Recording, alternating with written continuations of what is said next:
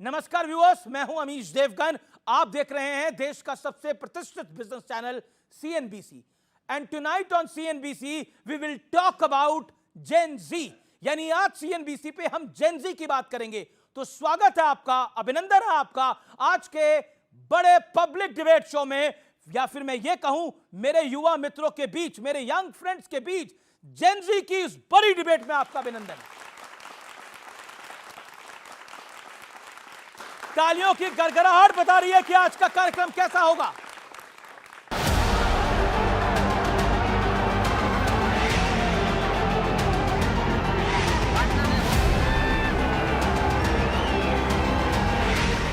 जेन Z यानी generation जी, मतलब जिनकी उम्र 13 से 28 साल के बीच है। इन्हें लेकर एक बड़ी बहस छिड़ गई है। हाल ही में नेपाल में जेन जी ने बहुत बड़ा विरोध प्रदर्शन किया। ये विरोध परिवारवादी नेताओं और नेपो किड्स यानी नेताओं के वो बच्चे जो आलीशान जिंदगी जीते हैं उनके खिलाफ था। आंदोलन इतना बड़ा था कि नेपाल में तख्ता पलट हो गया और वहां के प्रधानमंत्री को देश छोड़कर भागना पड़ा। अब सवाल यह है कि आखिर भारत का जेन जी किसके साथ है? भारत में विपक्ष ने इस मुद्दे को हवा देने की कोशिश की। ये आग जो है नेपाल में लगी है, ये तानाशाही के खिलाफ है। भारत की स्थिति भी ठीक नहीं है, तो सबको सावधान रहना चाहिए। नेपाल जैसी स्थिति यहाँ भी होती है और चर्चा भी हो रही है कि क्यों नहीं भारत में ऐसा हो रहा है। परिस्थितियाँ श्रीलंका, बांग्लादेश, नेपाल से भी ज्यादा खराब है यहाँ। राहुल गांधी ने भी जेन जी के मुद्दे पर ट्वीट किया और फिर पक्ष विपक्ष की तरफ से बड़े बड़े दावे शुरू हो गए। जेन जी पर आप क्या कहना चाहते हैं, क्योंकि बहुत कुछ कहा जा रहा है, नेपाल जैसे हालात यहाँ ना बन जाए। देश का युवा देश के परिवर्तन और देश के विकास और विकसित भारत के संकल्प के साथ पूरी ताकत के साथ जुड़ा और खड़ा है। हाँ, लेकिन राहुल गांधी जी से कांग्रेस पार्टी के नेताओं को और उनके कार्यकर्ताओं को कितनी उम्मीद बची है, समीक्षा इस पर करनी चाहिए। नेपाल और बांग्लादेश की स्थिति यदि बनेगी, और मैं आपके चैनल पर ऑन रिकॉर्ड ये बात कह रहा हूं, सबसे पहले गांधी परिवार भागता हुआ नजर आएगा। उसके बाद जितनी परिवारवादी पार्टी है, चाहे वो उद्धव ठाकरे साहब हों, अखिलेश यादव साहब हों, सभी को दूसरे देश में शरण लेनी पड़ेगी। ये सच है कि दिल्ली यूनिवर्सिटी से लेकर पंजाब और हैदराबाद तक बीजेपी का छात्र संगठन एबीवीपी जीत के झंडे गाड़ चुका है। इस बीच कर्नाटक और उत्तराखंड में युवाओं का बड़ा प्रदर्शन भी हुआ। ये तस्वीर कर्नाटक के धारवाड़ की है, जहां भारी संख्या में युवा सड़कों पर उतरकर कांग्रेस सरकार के खिलाफ प्रदर्शन करने लगे। इनकी मांग थी कि भर्ती में आयु सीमा बढ़ाई जाए। उत्तराखंड में पेपर लीक के खिलाफ बड़ा प्रदर्शन हुआ। इस बीच लेह में हिंसा भड़क गई। बीजेपी के दफ्तर में आग लगा दी गई। जो भारतीय जनता पार्टी ने आश्वासन दिया था कि स्टेटहुड और उनको पावर्स वापस की जाएंगी, ये जो वादा खिलाफी भारतीय जनता पार्टी ने किया, उसी का परिणाम है कि उन्हीं का कार्यालय जला दिया गया। लेकिन बीजेपी का आरोप है कि हिंसा और आगजनी के पीछे स्थानीय कांग्रेस नेता का हाथ है और सामाजिक कार्यकर्ता सोनम वांगचुक भी संदेह के घेरे में है। लेकिन कहानी फिर वहीं आकर रुक जाती है कि आखिर देश का जेन जी किसके साथ है। आज इसी पर जनता, युवाओं और जेन जी के बीच होगी देश की सबसे बड़ी बहस।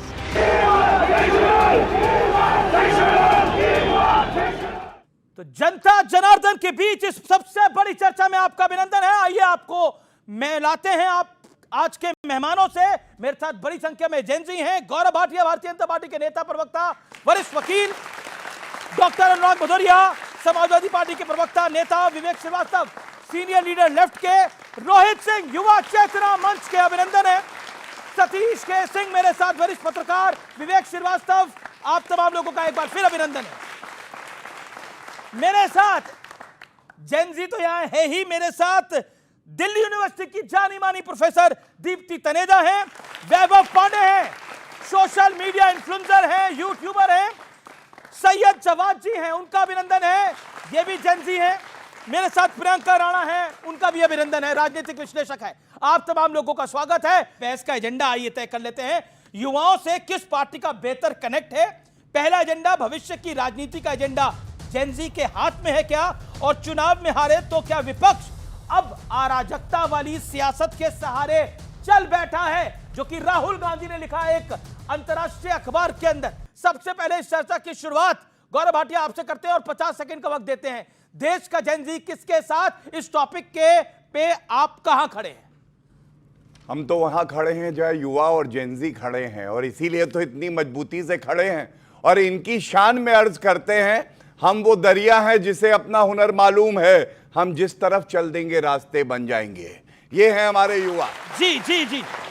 इस बहस में 2-3 बिंदुओं पे जरूर चर्चा होनी चाहिए, और मैं समझता हूं दलगत राजनीति से ऊपर उठ के होनी चाहिए।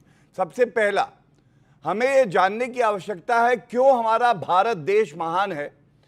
सत्ता में कभी हम हैं, कभी पहले कांग्रेस रही है, लेकिन आप देखिए पिछले 11 साल में नरेंद्र मोदी जी ने भारत के लिए क्या दिया है। सबसे पहले स्थिरता, पॉलिसी पैरालिसिस होता था, अब मजबूत निर्णय भी लिए जाते हैं। मैं एक आंकड़ा देता हूं, पिछले 11 साल में अमीश जी, सारे दर्शक यहां बैठे हैं, नेपाल में जो हेड ऑफ स्टेट हैं 8 बदले गए, श्रीलंका में 5 बदले गए, पाकिस्तान में 4 बदले गए, लेकिन भारत में आप लोगों ने यह सुनिश्चित किया नरेंद्र मोदी जी प्रधानमंत्री रहे, क्योंकि एक प्रधानमंत्री है और हमारा देश भी नंबर 1 है। सो पहली बात स्थिरता, यह भारत का लक्षण है, भारत का गुण है।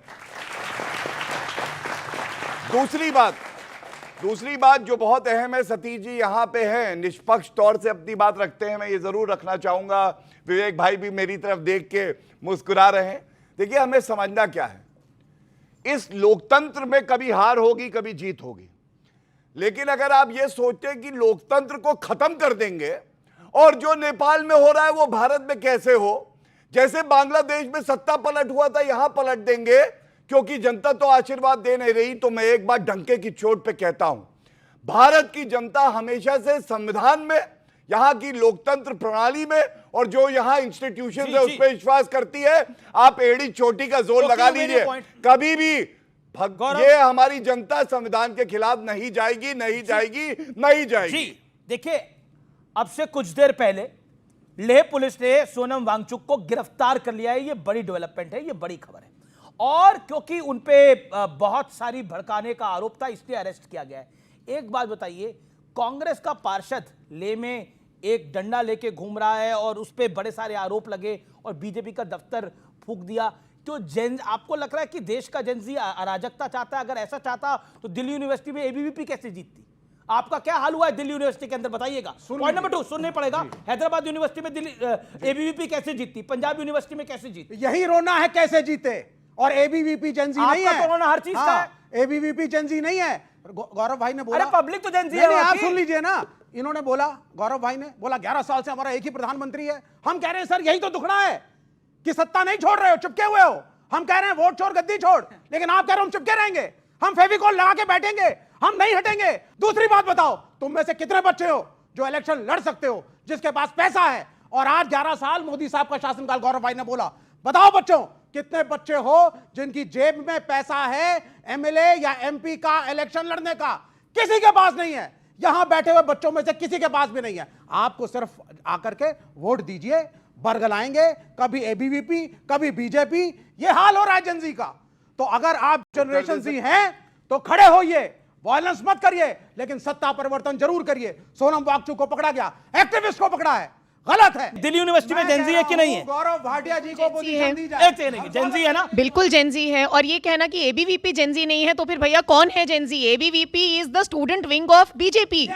तो so you don't, that is your perspective, but you cannot deny the fact that आप कह नहीं सकते हो ना कि एबीवीपी जेनजी नहीं है। राजनीतिक दल का संगठन नहीं है, यह एक विचार परिवार है, और एबीवीपी देश के छात्रों को संगठित करके काम कर रही है। हराओ ना उनको चुनाव में। गलत मत बोलिए। क्या है लोकतंत्र के अंदर, क्या है गलत मत बोलिए। लोकतंत्र का लोकतंत्र के अंदर क्या होता है? लोकतंत्र के अंदर किसी को अपनी कुर्सी से उठाओगे और बैठ जाओगे, ऐसा नहीं होता। लोकतंत्र के अंदर चुनाव की प्रक्रिया होती है, आपको माननी पड़ती है, एनआरकी नहीं चलती है। ये भी लगता है, ये है लोगों के पास, ना एबीवीपी का टिकट मिलेगा इन्हें, ना बीजेपी का मिलेगा, ना एबीवीपी का मिलेगा, ना बीजेपी का मिलेगा। ओके, गौरव भाटिया वो कह रहे पैसा लगता है, उन्होंने इशारा करा पैसा लगता है। देखिए इनके साथ दिक्कत क्या है, ये कह रहे फेविकोल लेके बैठे चिपक ही गए। अरे यही बात तो गांधी परिवार, नकली गांधी परिवार के लिए जनता कहती है कि ऐसा कुर्सी पे बैठते हैं कि चिपक ही जाते हैं। 55 साल सत्ता में रही कांग्रेस पार्टी इस देश में, आपको जान के हैरत होगी 40 साल गांधी परिवार का सदस्य प्रधानमंत्री रहा, और आपको यह भी जान के हैरत होगी 40 साल पिछले में 32 साल गांधी परिवार का ही व्यक्ति अध्यक्ष रहा। लेकिन भाजपा ने क्या किया, हमारा जो जोड़ है ना, ये मजबूत जोड़ है क्योंकि ये मोहब्बत का जोड़ है, ये फेविकोल का जोड़ नहीं है। 2 बार प्रधानमंत्री देश को देने थे, दोनों बार यशस्वी प्रधानमंत्री दिए, एक परिवार से नहीं थे, एक अटल बिहारी वाजपेयी जी और दूसरा आदरणीय प्रधानमंत्री नरेंद्र मोदी जी। भाई जहां मुश्किलें हैं वहीं रास्ते निकलते हैं। हम जो युवा हैं वो अंधेरे में भी जलते हैं और दिया जलाते हैं। युवा तो अपना रास्ता बना ही लेगा, आप उसको रोकने की कितनी भी कोशिश करो। सवाल हो रहा था अभी परिवारवाद पे, अब किस तरह से देखो प्रोपेगेंडा फैलाया जाता है। आप विपक्ष के परिवारवाद की बात करते हो, सत्ता पक्ष में क्या परिवारवाद नहीं है क्या? अनुराग ठाकुर किनके बेटे, उनके पिताजी भी चीफ मिनिस्टर थे, लेकिन उनके बारे में ये नहीं बोलेंगे क्योंकि भारतीय जनता पार्टी से है ना। पूरी सिंधिया फैमिली आप ले आए, पूरी सिंधिया फैमिली आज पार्टी में, भारतीय जनता पार्टी के मंत्री भी हैं, लेकिन उसके बारे में नहीं बोलेंगे। आदरणीय कल्याण सिंह जी की फैमिली भी पूरी है, नहीं बोलेंगे।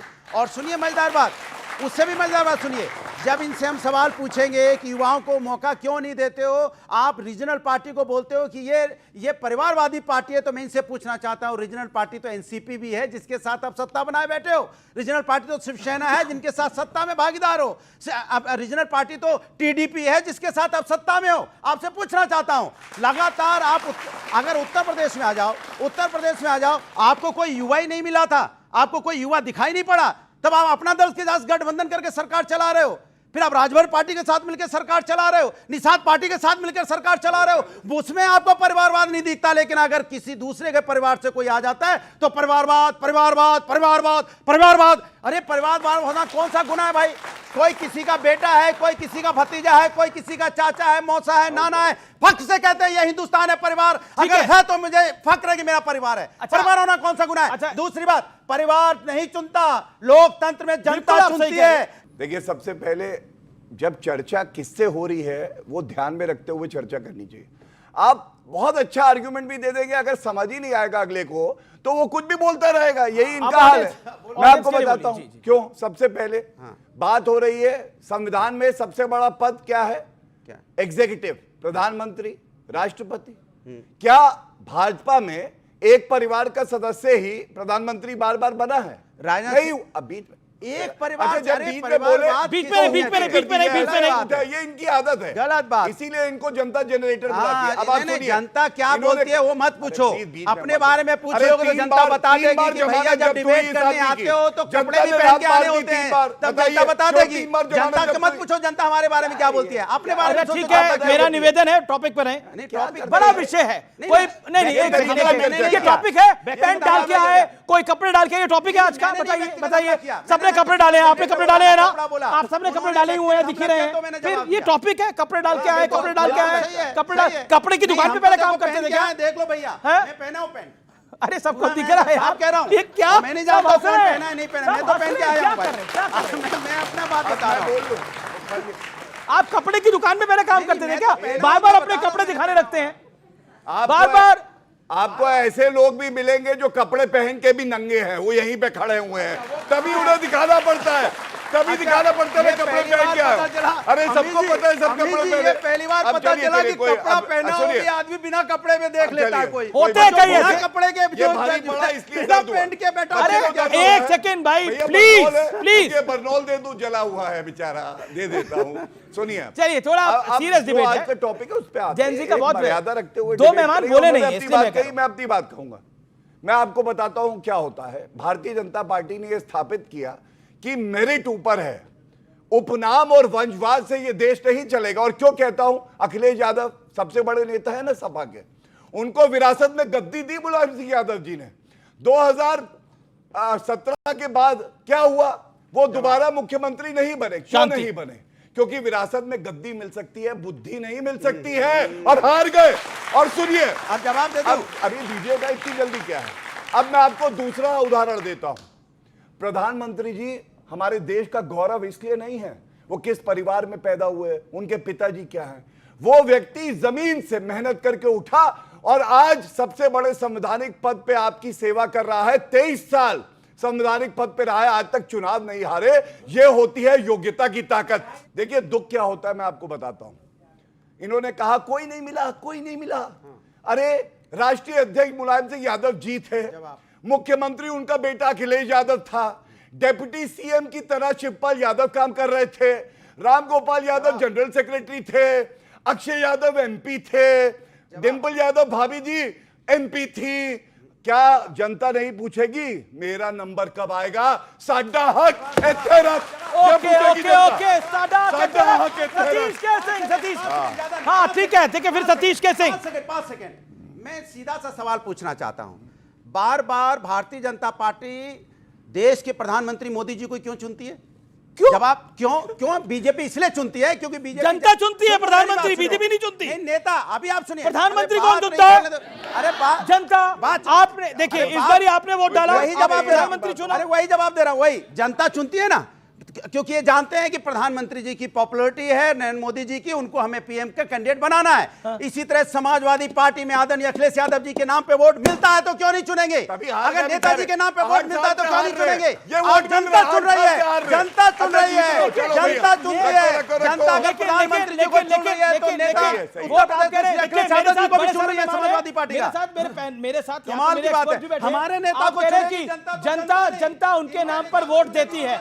मैं कह रहा हूं 2017 में जनता ने वोट दिया, अखिलेश यादव चुनाव हार गए।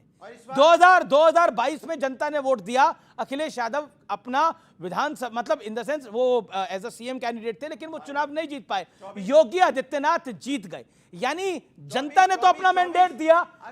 अब मैं एक एग्जांपल देता हूं। अब देखिए कंपैरिजन यहां जरूरी है, और सतीश के सिंह यहां मौजूद हैं, रोहित सिंह यहां मौजूद हैं। मैं एक लाइव एग्जांपल देता हूं। देखिए लालकृष्ण आडवाणी 2009 में अपना चुनाव हारे, वो प्राइम मिनिस्टर कैंडिडेट थे।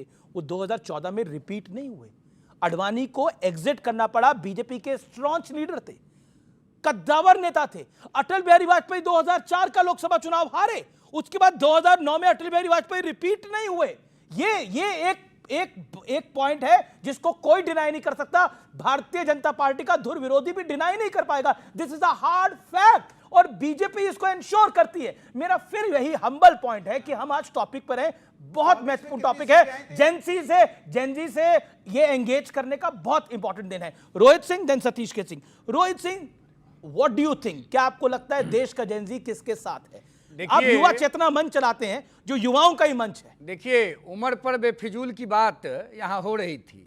72 साल की आयु में लोकनायक जयप्रकाश नारायण जी के नेतृत्व में इस देश में इंदिरा गांधी के भय भूख भ्रष्टाचार और परिवारवाद की गंदी राजनीति के खिलाफ देश का बच्चा, बूढ़ा, जवान और खासकर नौजवान जेपी के नेतृत्व में खड़ा हो गया था।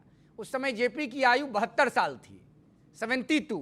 देश के प्रधानमंत्री के साथ पूरा हिंदुस्तान का नौजवान खड़ा है। अगर नहीं खड़ा होता तो मोदी जी बार बार इस देश के प्रधानमंत्री नहीं बनते। और नेपाल की घटना को, बांग्लादेश की घटना को, पाकिस्तान के कुचक्र को, जो श्रीमान राहुल गांधी जी और राहुल जी की जो सेना है वंशवादी राजनीतिज्ञों की, जो विभिन्न दल हैं जिनके प्रमुख पदों पर राजा के राजवंशी बैठे हुए हैं। एक मिनट रुकिए ना भदौरिया जी, अरे छोड़िए ना एनसीपी की बात, आपके बीच बोल रहे थे, सुनिए आपको जवाब देते हैं। थथराई मत कीजिए, थथराई कीजिएगा तो लथराई मिलेगा। सुनिए चुप रहिए, चुप रहिए। एनसीपी शरद पवार की है, नहीं एनसीपी शरद पवार की है, एनसीपी शरद पवार की है, अरे बता रहे हैं एनसीपी शरद पवार की है। थथराई कर रहे हैं, बोल लीजिए। मैं आपको बताऊं, यहाँ बैठे जो साधारण पृष्ठभूमि के बच्चे हैं, ये थेथराई का मतलब क्या होता है? खड़े होकर बताइए। एक सेकंड, अनुराग भदौरिया को थेथराई का मतलब बताइए क्या होता है? मतलब अगर कोई बहुत ज्यादा बोल रहा है ना तो उसको बोलते हैं थेथराई कर रहा है। थेथराई करना एग्जैक्ट मतलब। सतीश जी भी हार गए। सतीश जी एक सेकंड सतीश जी को भी बोलने देते 30 सेकंड। एक मिनट अनुराग, शांति। सतीश जी आपका 50 सेकंड का वक्त है। थेथराई कौन कर रहा है जेनजी के मुद्दे पर? पता नहीं कौन कर रहा है, उसमें मैं नहीं जा रहा हूं। मैं एक बहुत सीरियस बात करना चाहता हूं। देखिए ये 75 साल का उम्र तो हमको लगता है मोदी जी ने ही खुद तय किया था ना। तो ये दोगली बातें क्यों करते हैं भाजपा के लोग, मुझे समझ में नहीं आता। एक मिनट रुकिए, एक मिनट। भाषा का संयम रखना चाहिए। रुकिए, भाषा का संयम रखना चाहिए। रुकिए ना भाई, मैं कहना यह चाहता हूं कि इस देश में आज जो जेनजी है उसकी पिछले 15 साल से गिनती ही नहीं हुई, यहां कोई जनगणना ही नहीं हुई है। हम तो है साथ में मोदी जी के, मान लीजिए जेनजी है उनके साथ, लेकिन आप गिनती नहीं कर रहे हैं। और 50 साल में बेरोजगारी सबसे चरम पे है। आज जेनजी बिलीव करते हैं जैसे संजय राउत ने बोला कि भारत में नेपाल हो सकता है? नहीं, मैं उसके विरोध में हूं, लेकिन मैं इन जेनजी के साथ न्याय चाहता हूं, न्याय चाहता हूं इनके जेनजी के साथ जानना। यहाँ 100 पेपर लीक हो जा रहे हैं, 100 पेपर लीक हो जा रहे हैं। क्यों इस पर क्यों नहीं कड़ी कार्रवाई हो रही है? ये न्याय नहीं है क्या? यह न्याय नहीं है क्या कि 100 पेपर लीक हो जा रहे हैं? तो बात खुल के करिए, आपको ईमानदारी से करना चाहिए। ओके, आपको ईमानदारी से करना देना चाह रहे हैं। रोहित सिंह जवाब। देखिए, ऐसा है, मुद्दों से भटकाने का प्रयास न हो।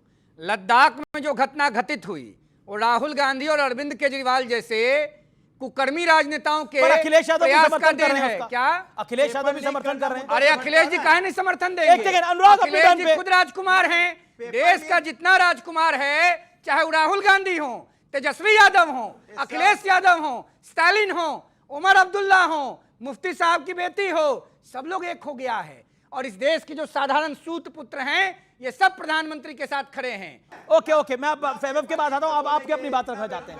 एक सेकंड ऑडियो जाओ। ओके वैभव बोलिए। मैं चाहूंगा शांति। अच्छा रोहित शांत। बेरोजगार राहुल गांधी हैं। अच्छा, बेरोजगार देखिए ये अब देखिए ये शेर को सवा शेर पड़ गया। बेरोजगार तेजस्वी यादव, बेरोजगार अखिलेश अनुराग, यादव। आज आपने गलत पंगा ले लिया इनसे। एनसीपी अरे सत्ता बनानी रहती है तो आ जाओ, अपना दल आ जाओ, सत्ता बनानी है। राजभर जी आ जाओ, सत्ता बनानी है। अच्छा, तब तो आप रीजनल पार्टी को बुला लो। और यहाँ बैठ के फालतू वाली भाषा कमाल की बात कर रहे हैं। अरे क्या पेपर लीकों की बात रहे हैं, शर्म नहीं आता है? अरे हंसना बंद कीजिए, पेपर लीक बंद कीजिए, थेथराई बंद कीजिए। अरे आप कर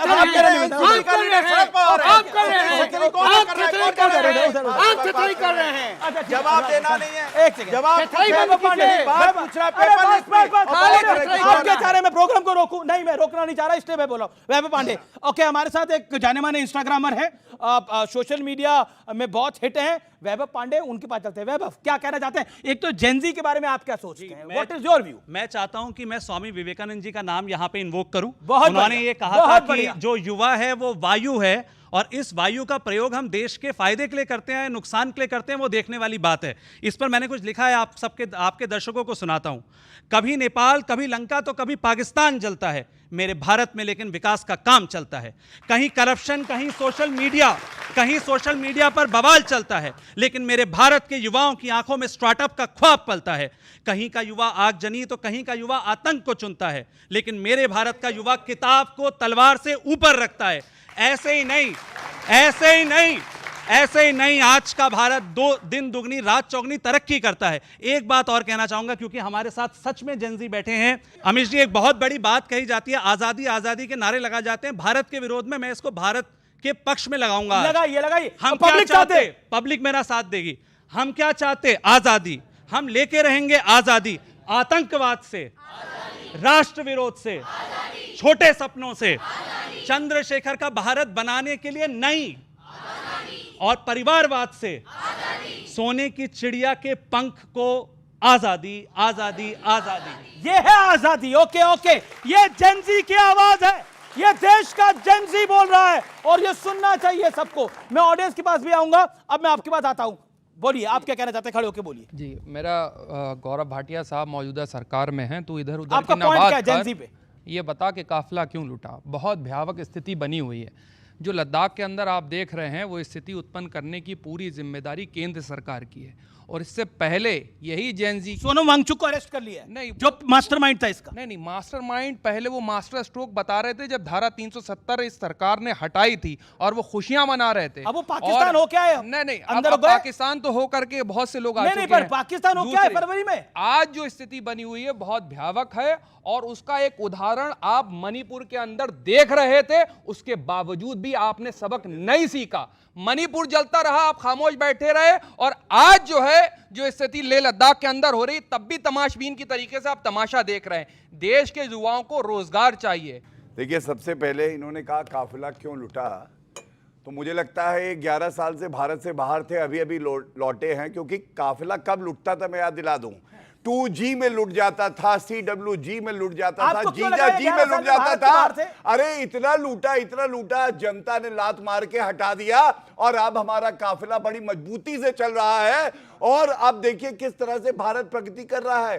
बरेली में मैं एक बार फिर बता दूं, बरेली के अंदर जो वारदात हुई है, जहां बरेली के अंदर जिस तरह से वहां पर भी युवाओं को आगे लेकर रखा गया, आई लव मोहम्मद के पोस्टर बैनर निकाले जा रहे थे, और नमाज के बाद वो घटना घट रही थी। उसके बाद वहां पर काफी विवाद हुआ, पुलिस को लाठी चार्ज करना पड़ा। ये बड़ी खबर है इस समय की, लेकिन वहां पर भी युवाओं को आगे रखा गया। ओके अनुराग भदौरिया, अगर उपनाम हटा दें तो कई लोगों का खेल बिगड़ जाएगा। वैभव, मैं आपके पास आता हूं राय लेने के लिए। मुझे तो लगता है कि भारतीय जनता पार्टी के साथ एक बड़ी समस्या हो गई है। उनसे बात जनता की करो तो परिवारवाद पे चले जाते हैं। उनसे बात पूछो कि जनता परेशान है, एक बार मेरी बात, अरे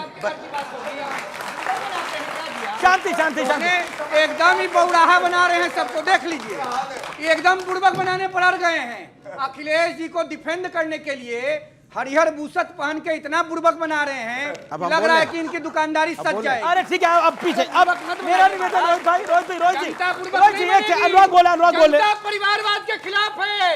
आप हारे हैं 17 का चुनाव, आप हारे हैं 22 का चुनाव, आप हारिएगा 27 का चुनाव, आप हारिएगा 32 का चुनाव, खड़े हो जाओ और घर जाइएगा, लिख लीजिए कागज पे। वो कह रहे हैं कि जनता परिवारवाद के खिलाफ है, यानी मुलायम सिंह यादव का बेटा ही बनेगा। उत्तर प्रदेश और हिंदुस्तान का गलत बात आपके साथ नहीं है। ओके, गलत क्या है, सही है। रोहित आप आम नौजवान के बात को दबा नहीं सकते हैं। रोहित सिंह को दबाना चाहते हैं। रोहित सिंह जी, परिवारवादी नेताओं, मेरी बात, रोहित जी अनफेयर करें, भोंपुओं का बाइकआउट कीजिए, भोंपू है, कीजिए, बहिष्कृत कीजिए, अनुराग कीजिए, मैं आपको मौका दूंगा। लोग हैं। ओके अनुराग, लेट अनुराग रिप्लाई। रोहित जी, को आगे करके उत्तर प्रदेश जलाने की साजिश समाजवादी पार्टी ने शुरू की। मेरा निवेदन है, एक सेकंड, अगर मैं इतना बोलता अमीश जी ना, तो आप वहां से उछलने लग जाते और यहाँ आ जाते। इतनी देर से व्यक्ति बोल रहा है, लेकिन आप वहां से हिले नहीं।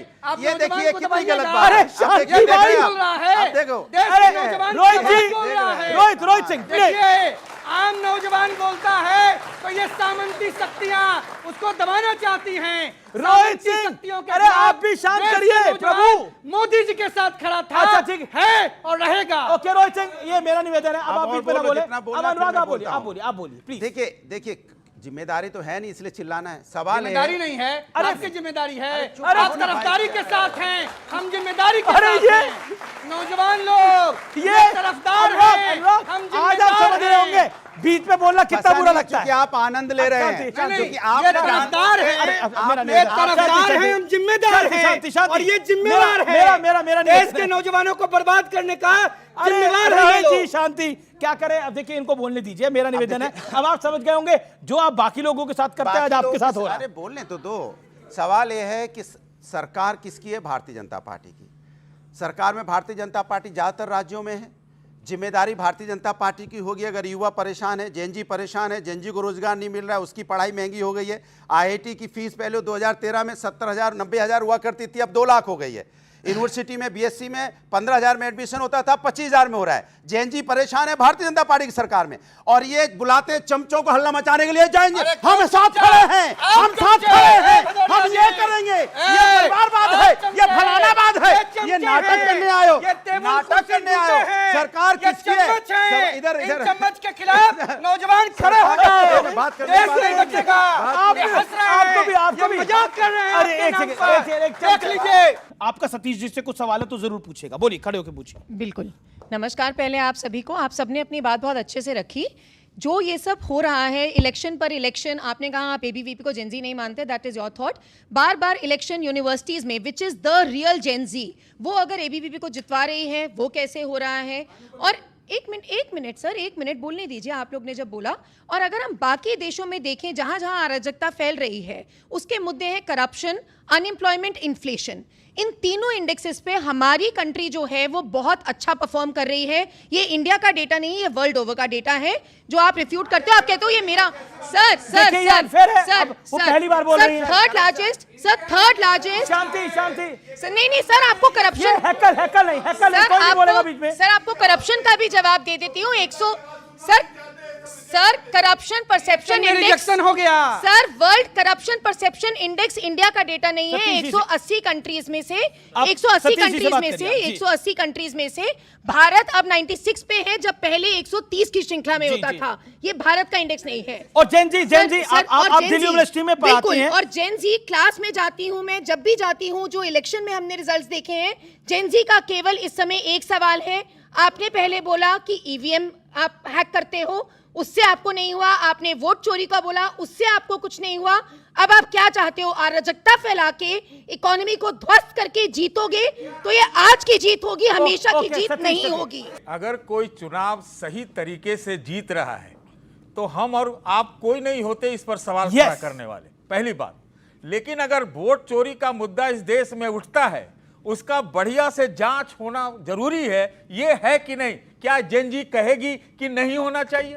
पहली बात, कंप्लेंट तो दर्ज कीजिए। नहीं कौन कंप्लेंट आ गया है, उसमें कंप्लेंट सुनिए तो ना दर्ज भाई, कीजिए। अरे आपको सिर्फ चिल्लाते रहने से वोट चोरी बीजेपी ज्वाइन कर लीजिए। सतीश जी बोलिए। प्रोफेसर की बात मत करिए, बीजेपी ज्वाइन कर, सुन लीजिए। ओके सतीश जी, सुनना है तो सुन लीजिए। चुनाव आयोग ने अब ई सिग्नेचर लगाया है, यही कल 2 परसों की बात है। ये कहा कि अब पोस्टल बैलेट के बाद वो गिनती होगी। ये कुछ सुधार हुए तो आपका स्वागत तो करना चाहिए आपको, या नहीं करिएगा? नहीं करिएगा? बिल्कुल। इसमें हाँ करिए। तो इसमें वोट चोरी की बात कहां से आ गई सर? अरे अगर कोई क्वेश्चन उठा, उसका अगर उत्तर दिया जा रहा है, कुछ सुधार किया जा रहा है, इसका स्वागत है। उसको इलेक्शन रिफॉर्म्स कहते हैं सर, उसको वोट चोरी का जवाब नहीं देते हैं वो। सुना कीजिए। आपने तो पूछा, सुनने की क्षमता जरूर रखिए। नहीं सुनिएगा तो जेन जी आपके खिलाफ हो जाएगा। सुनिए आप बीजेपी जी, इन्हें डराइए मत, बोलिए आप। नहीं, मैं अगर कोई जीत रहा है तो अच्छी बात है। जेन जी नहीं, ये जो चाह रहा हूं हमें ये याद रखना पड़ेगा, ये गुरुओं की परंपरा का देश है। ये गुरुओं की परंपरा का देश है। यहाँ गुरु को भगवान के स्वरूप माना गया है। इसलिए जेन जी अपने गुरु के खिलाफ हो जाएगा। ये यूरोप में तो हो सकता है, भारत में नहीं हो सकता, क्योंकि एकलव्य ने अपना अंगूठा काट के दे दिया था एक बात को। इसलिए याद रखिए, ये भारत की संस्कृति की ताकत है कि हम और सुनिए, यहां पे तो सिख धर्म बना है जिसने ग्रंथ ही, जो गुरु है उसको ग्रंथ माना है। सोचिए, गुरु मान्यो ग्रंथ, ये है यहाँ की परंपरा। मैं बिल्कुल सुषमा स्वराज जी के स्टाइल में कहूंगा कि हाँ, देश के प्रधानमंत्री मोदी जी चोर हैं, क्योंकि उन्होंने दिल चोरी करा है। वोट चोरी करा होता है तो 25 साल से इलेक्शन कैसे जीतते? ओके, आपकी राय में मैं पब्लिक से एक लेता हूं। नेपोकिड कौन है? राजनीति का नेपोकिड कौन है? कोई जवाब देना चाहता है? इसके ऊपर हाथ खड़ा करे। राजनीति का नेपोकिड कौन है? कोई जवाब देना चाहता है? इसमें हाथ खड़ा करे। कौन है? एक आवाज से आई जेन जी है। आप सब जेन जी हैं, हाथ खड़ा करिए। जेन जी का एक ब्रैकेट देखिए, जो नहीं है वो हाथ नहीं भी खड़ा कर रहा है, ऐसा नहीं है। आप लोग जेन जी और आप कह रहे हैं राजनीति का नेपोकिड कौन है? आप कह रहे हैं राहुल गांधी। अब जवाब दीजिए, क्या बोलेगा? राजनीति का नेपोकिड राहुल गांधी इनको लगाई दे रहा है। अब उस जेन जी को क्या समझाइएगा? फिर आप कहते हैं निशिकांत दुबे कहते हैं गौरव भाटिया आपकी पार्टी के निशिकांत दुबे ने बोला मेरे साथ इंटरव्यू के अंदर कि अगर कभी जेन जी का यहाँ पे आंदोलन हुआ, सबसे पहले परिवारवादियों को भागना पड़ेगा यहाँ से। तो सारे पार्टी में तो सारे परिवारवाद सर, यहाँ पर तो नेपोकिड का आवाज सुन लो। उनकी देखिए एक राय हो सकती है, लेकिन आपने जोड़ लिया खाली वही नेपोकिड है, ये गलत है। तो पहले ये जो बोला जा रहा था कि नेपोकिड जो है राहुल गांधी है, नेपोकिड कोई भी हो, मैं कहती हूँ राहुल गांधी है। लेकिन अगर आम जनता के और जेनजी के अगर मुद्दे उठा रहे हैं तो मुझे लगता है किसी को आपत्ति नहीं होनी चाहिए। अभी बहुत बातें की गई, ये कहा गया कि लोग नफरत करते हैं, हम मोहब्बत करते हैं, ये सब चीज कहा गई। लेकिन वहां पर 4 लोग मरे हैं। अभी हम लद्दाख की बात कर रहे हैं, हम लोग सोनम वांगचुक की बात कर रहे हैं। जब तक वो कांग्रेस के, अभी उनके पिताजी भी याद आ गए लेकिन जब वो बीजेपी का समर्थन कर रहे थे तब आपको वो बात याद नहीं आ रही थी। लेकिन आज वो अगर जेंजी की बात उठा रहे हैं, लद्दाख के मुद्दे उठा रहे हैं, पर्यावरण के मुद्दे उठा रहे हैं, 5 बार वहां पर आंदोलन चले हैं, 4 बार के बाद 5वां ये आंदोलन था जब यहाँ पे वायलेंस हुई है, तो आपको ये याद आ गया कि वो पाकिस्तान गए थे, वीजा लगा था, आपको ऐसे गया था एम्बेसी, आपका LIU क्या काम कर रहा था जो आज उनको ये गद्दार साबित करने के। स्टेटहुड जेंजी का मुद्दा कब से बन गया? स्टेटहुड और 6th शेड्यूल, कितने भ्रष्टाचारी, 6th शेड्यूल और स्टेटहुड जेंजी का कितने भ्रष्टाचारी, सारे जो कांग्रेसी थे, जितने भी पार्टी के लोग थे, जितने भी भ्रष्टाचारी थे, वो तो बीजेपी में है, लेकिन वो नहीं दिखेंगे। आपको क्या दिखेगा? अच्छा, अब आपने अपने टर्न पे बोल दिया, अब आप मैडम 10 सेकंड में जाओ। गौरव भाटिया, 6th शेड्यूल और स्टेटहुड जेंजी का मुद्दा है, इसको जरा समझा दीजिए आप। अच्छा ठीक है, ओके गौरव भाटिया एक सेकंड, अरे एम्प्लॉयमेंट 6th शेड्यूल, ओके मैं Gaurav Bhatia, cease fire, okay Gaurav Bhatia. अगर वोट चोरी कहते हैं राहुल गांधी हुई है तो पहले कर्नाटका, तेलंगाना, हिमाचल के मुख्यमंत्री रिजाइन करें, राहुल गांधी रिजाइन करे, सोनिया गांधी रिजाइन करे और प्रियंका गांधी रिजाइन करे, क्योंकि वोट चोरी इसी निर्वाचन आयोग ने कराई है जिसपे वो आरोप लगाते। दूसरी बात सुनिए, अभी सतीश जी आप सुनिए, दूसरी बात SIR पे मैं कहता हूं बिहार में ऐसा हो रहा है, बिहार में वैसा हो रहा है। आप गए ना सुप्रीम कोर्ट ने SIR पे रोक नहीं लगाई, और जो आरोप लगा रहा था राहुल गांधी उससे कहा एक काम करो, हलफनामा दे दो, हलफनामा नहीं दे पाए, हलफनामा नहीं दे पाए, तो ये क्या दिखाता है? आपको खुद में यकीन नहीं है, जो आरोप आप लगा रहे हैं आप जानते झूठे, और अगर हलफनामे में झूठ लिखा तो जेल की सलाखों के पीछे जाना पड़ेगा। इन्होंने कहा कि रिजाइन करें, तो आज करिए। अगर देश में अगर सबका विश्वास जीतना है तो ये सरकार रिजाइन कर दे, फिर से चुनाव करा ले। क्यों नहीं? एक बात बोल रहा हूं, अगर स्वच्छता नहीं आरोप आपका हमारा नहीं है। एक मिनट, अरे बोलने दीजिए, तो बोलने दीजिए। अराजकता है, अराजकता है। आप जल्दी भाजपा ज्वाइन करिएगा मैडम, आप प्रोफेसर कम। इलेक्शन की कॉस्ट होती है। एक मिनट, अमीर जी, आप लोग चाहते हैं दोबारा इलेक्शन हो जाए? आप लोग चाहते हैं दोबारा इलेक्शन हो? मैं उस तरफ के व्यूअर से भी पूछ रहा हूं, इलेक्शन चाहते हैं? कमाल है, जो हारते आ रहे हैं वो कह रहे हैं इलेक्शन दोबारा कराओ। एक चलती चलाई सरकार को गिरा दो, ये कमाल की बात है। 5 साल के लिए चुना है जनता ने, क्या क्यों एक सेकंड क्या कह रहे हैं आप? मैं कह रहा हूं खड़े होकर बोलिए। ये लोग जीत नहीं सकते इसलिए बोल रहे हैं डिसॉल्व। ओके आपको लगता है इलेक्शन होने चाहिए? खड़े होकर क्यों नहीं होने चाहिए? ये जीत ही नहीं पाएंगे, ध्यान से, ये जीत ही नहीं पाएंगे। आपकी उम्र क्या है? सॉरी मैं पूछ रहा हूँ एज। 19 जेंजी है, सुन लीजिए विवेक जी, आपको क्या लगता है? बोलिए। नहीं जीत पाएंगे इसीलिए बोल रहे हैं डिसॉल्व कर दीजिए। ओके सर, मुझे गौरव भाटिया जी से जॉब काबिलियत से मिलती है, काबिल होंगे तो जॉब भी मिलेगी, ये है बात। ओके गौरव भाटिया सर से सवाल है। गौरव भाटिया से सवाल है। हाँ, उत्तराखंड में जो भी एग्जाम लीक हुआ, एक सेकंड, गौरव भाटिया से सवाल है। ओके पूछिए। उत्तराखंड में एग्जाम लीक हुआ, आप लोगों ने उसे हिंदू मुसलमान से क्यों जोड़ दिया? ये बात है, मुख्यमंत्री ने बोला। देखिए, सबसे पहले तो जब भी पेपर लीक होता है, आपने जो कहा, इररिस्पेक्टिव किसकी सरकार है, रिकॉर्ड तोड़ा था तो वो राजस्थान में कांग्रेस की सरकार 22 पेपर लीक हुए थे, लेकिन गलत है, क्योंकि आप किसी की योग्यता पे जो है सवाल उठा देते, किसी और को मौका मिल जाता है। लेकिन इसी में आगे जोड़ते हुए मैं एक बात कहूंगा, ये क्यों कह रहे थे री इलेक्शन, मेरे भाई समझेंगे। आपका क्या नाम है मेरे भाई, मैं पूछ सकता हूँ? दिव्यांश पेपर देने गया और साथ में राहुल गांधी भी गए। दिव्यांश रात दिन पढ़ा था, राहुल गांधी रात दिन सोए थे। दिव्यांश ने 365 दिन कुछ भी ऐसा नहीं किया कि मस्ती करे, राहुल गांधी रोज मस्ती करते थे। रिजल्ट आया, दिव्यांश का आया A+, राहुल गांधी का आया फेल। अब राहुल गांधी क्या बोलेगा? पेपर दोबारा कराओ, यही वो कर रहे हैं। अरे भैया, हमने मेहनत करी, हमारी सरकार बनी, अब दूसरे इलेक्शन तो इंतजार करो। मैं उत्तराखंड से हूं, मैं बस उनका जवाब देना चाह रहा था। उत्तराखंड में मुख्यमंत्री को यह बोलना पड़ा कि इसमें भारत विरोधी ताकतें भी आ गई हैं, क्योंकि JNU की तरह आजादी के नारे लगने लगे आंदोलन।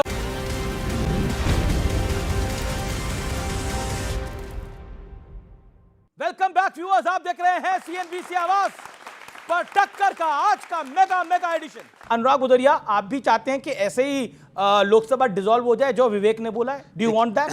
देखिए, मुझे बोलने दीजिएगा, टोकिएगा नहीं, क्योंकि बड़ा आपके कृपा बगल से टोका कीजिएगा, जाता, बस मैं इतना नहीं सही है। आप देखिए, आपको आप ही की दवाई मिल रही है आज। एक SIR का मुद्दा लेके आई थी विपक्ष और इसकी आवाज उठी, फिर वो सर्वोच्च न्यायालय में गया। सर्वोच्च न्यायालय ने आधार कार्ड लागू किया कि नहीं, आधार कार्ड दिखा के वोट डाल सकते हो। ये न्याय मिला कि नहीं मिला? अगर SIR का मुद्दा हम नहीं उठाते तो क्या आधार कार्ड आपको अलाउ करते डालने के लिए? ये चोरी करना चाहते थे। दूसरी बात, ये पेपर लीक हुआ, कितने बच्चों की जिंदगी बर्बाद होती है, पूरे साल इंतजार करता है। एक गरीब किसान का बेटा 2 लाख रुपए खर्च करता है साल में तैयारी करने के लिए। जब पेपर लीक जिस दिन हो जाता है, फिर 1 साल उसको इंतजार करना पड़ेगा। कहां से पैसा लाएगा? कौन सा खेत बेचेगा? यह अन्याय है कि नहीं है? दूसरी बात, भ्रष्टाचार की बात की इन्होंने, भ्रष्टाचार की बात की। वो भ्रष्टाचार जिन पे आरोप लगाते थे, जो महाराष्ट्र के डिप्टी CM ये आरोप लगाते थे कि उन्होंने 70-80 हजार करोड़ का घोटाला किया, बाद में इन्होंने अपनी पार्टी में लेके उनका सहयोगी दल से डिप्टी CM बना दिया।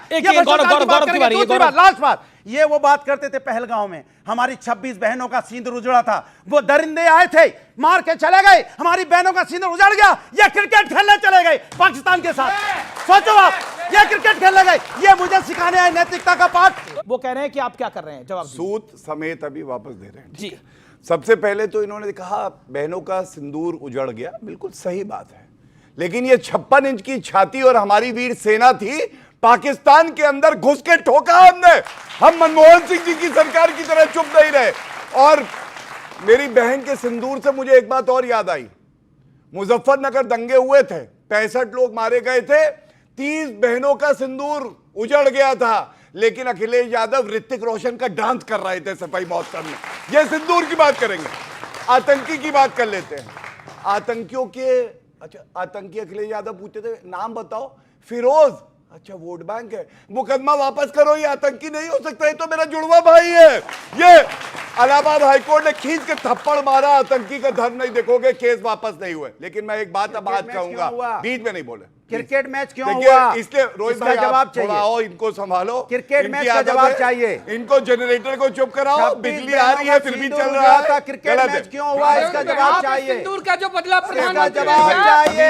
सवाल मैच क्यों खेला? रोहित जी शांति, इसका जवाब दो। अरे एक सेकंड, कुरैशी को आपने आतंकवादी का क्यों बोला? इसका जवाब दो। ड्रामा बंद कीजिए, कमाल कर रहे हो, हमारे अधिकारी को, सैन्य अधिकारी को आप पाकिस्तान का बहन बता देंगे आप? वैसे बीजेपी बात करती है कि 1 साल में 2 करोड़ जॉब्स दी जाएंगी, है ना, बट क्या वो मिल रही है? वो लाखों में ही मिल रही है जितना हमें पता है। वो कह रहे हैं क्या जेनजी तो जॉब भी चाहता है ना गौरव भाटिया? बिल्कुल, जेनजी की नौकरी, देखिए एक नौकरी का अगर खतरा है और नौकरी में समस्या है तो इसका समाधान कौन करेगा? मैं नंबर आप ही करेंगे? मैं नंबर सरकार में आप बोलिए, मैं इधर उधर नहीं भागूं। जॉब दे दो, नंबर पे क्या करेंगे? उनको जॉब चाहिए, नंबर चाहिए, नंबर दे दे।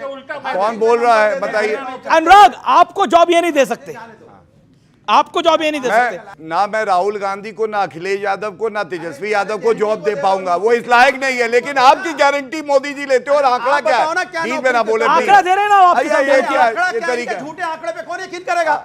2 करोड़ रोजगार देने की बात की थी, देती क्या? 11 वो साल उसी में का आंकड़ा दे रहा हूं, अब नहीं सुनना चाहते तो क्या करें? इन्होंने? शांति यही हमेशा झूठ झूठ, यही पागलपन है जो इनको ऐसा बनाता है। इसीलिए ये अनोखे हैं, ये पागल है, सवाल पूछते हैं उत्तर नहीं देते, इसीलिए ये कोई पागल नहीं, पागल नहीं, पागल नहीं। उस दिन आपने गधे बोल दिया था।